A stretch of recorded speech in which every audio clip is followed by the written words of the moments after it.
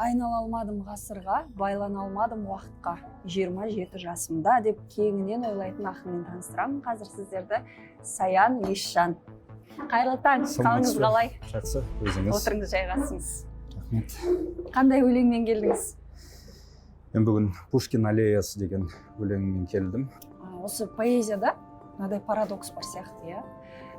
Қазір жұмыс арасында келіп тұрсыз ғой, мен білем қаншалықты көп жұмыс істейтініңізді. Жұмыстан ауысқан уақытта өлең жазу жанға батпай ма? Бірақ былай қарасаңыз, ол өмірді, ол қарбаласты көрмесеңіз де өлең тумауы мүмкін, иә? Ол ешқандай қиын емес. Кейбір ақындар болады, уақыт болмайды.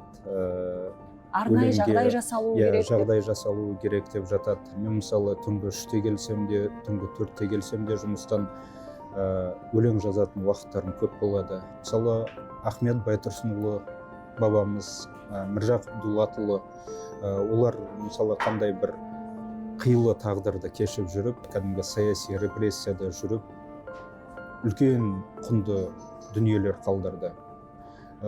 Сол өлшеммен алып қарасақ, бүгінгінің уақыт жоқ дейтін ол ештеңе емес. Сылтау дейсіз. Сылтау, иә.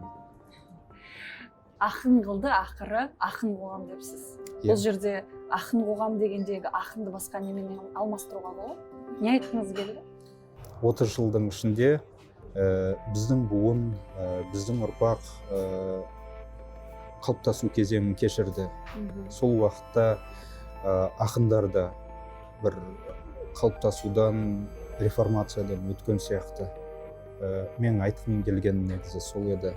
Біз ақын ретінде мен ғана емес, тұтас қоғам қалыптасты.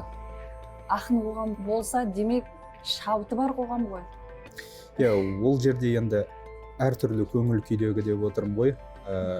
Бұл буынның ішінде енді тұтас шабыт қуған, одан кейін жасампаз, кәдімгі осы елдің тұтқасын ұстайтын мемлекетті ертеңгі күні бұдан да үлкен алпауытқа айналдыратын буын бар. Қазіргі қоғамда ақындар өткен ғасырда қалып кеткен деген бір түсінік бар. Ақындар өткен ғасырда қалып кетсе, бүгінгі қоғамда сол ғасырда қалып кеткен шығар. Бәлкім біздің түсінігіміз, біздің пайымымыз өткенде қалып кеткен шығар. Яғни Абай сондай болды, демек қоғамы да сондай болды деп айта аламыз ба? Айта аламыз, иә. Абайдың заманында қоғам Абайды Абай қылды, өз биігіне шығарды. Қазіргі қоғам, мен ойымша, ақын жазушыларға, әсіресе кейінгі ғасырға жететін қаламгерлерге алғыс айту керек сияқты. Олар тегін жұмыс істеп отыр, былайша айтқанда. Ешқандай қаламақы алмайды. Бізде әдеби агенттіктер және басқа да сондай дүниелер жолға қойылған жоқ. Бірақ дегенмен ақын жазушылар өмір сүріп отыр. Шаршадыма дала сыйған жүрек бұл, бір шеңберге сыймаудан деген әдемі тармақтар бар екен. Соңғы уақытта пендешілік туралы көп әңгіме қозғалып жүр ғой. Өзіміз білетін тарихи тұлғаларды неге мінсіздендіре береміз? Олар да адам, олардың да қателігі болды, күнәсі болды, кінәсі болды деп. Ол да жаңағы сіз айтқан шеңбердің бірі, иә, тек мидағы. Өздеріңізді шеңберден шығара алмай қалатын кездер болмай ма? Ақын деген мынадай болмау тиіс, әрдайым дұрыс болуым керек, дұрыс жүруім керек деген сияқты. Қазіргі өмір сүріп отырған қоғамымызда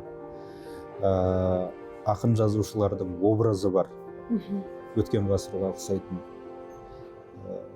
Мен ойымша сол образдан шығу керек сияқты.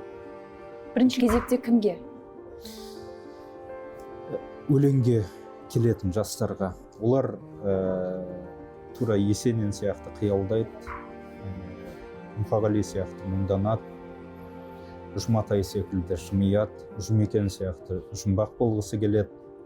Бірақ әр ақын жеке бір стиль деп қарауға болады ғой, әр ақынды. Әркім өз ерекшелігімен келуі керек. Біздің буында негізі 15 шақты мықты ақын келді бір уақытта. Сол буынның ішінде ең әлсізі мен болдым. Ең әлсіз ақын. Сол кезде. Сосын көбісі күле қарайтын мен өлеңдеріме. мен 2 жыл жоқ болып кеттім, жатпай тұрмай оқыдым, осы қатарымның алды болам, ең мықты ақын болам деп. Арада 2-3 жыл өткеннен кейін мен қатарымның алды болдым. Жарысып та шабытжан құрба болған. Иә, негізі ақындық деген ол бір жағынан бәсекелестік сияқты.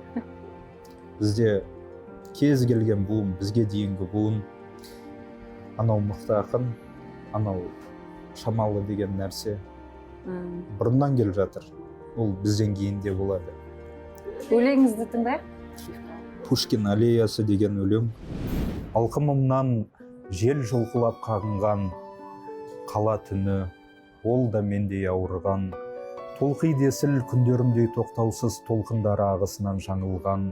Сағым сынды көз алдымнан бұлдырай, бұлт ішінде жүзеді үнсіз мұңлығай. Бұл қаланың аспанында жылауық, көзі жастан құрғамаған құрбыдай. Сол жаңбырмен шайылса егер бар мұңым, мұңаймастен мен осылай дәл бүгін, қарашаның жапырағына ұқсаған, қайран менің қалт-құлт еткен тағдырым. Мезгілінен мезі болған бір мен бе, өмір деген түс шынымен білгенге, сөзім өтпей сұм жалғанға безерген жырымды оқып тұрмын өлі гүлдерге.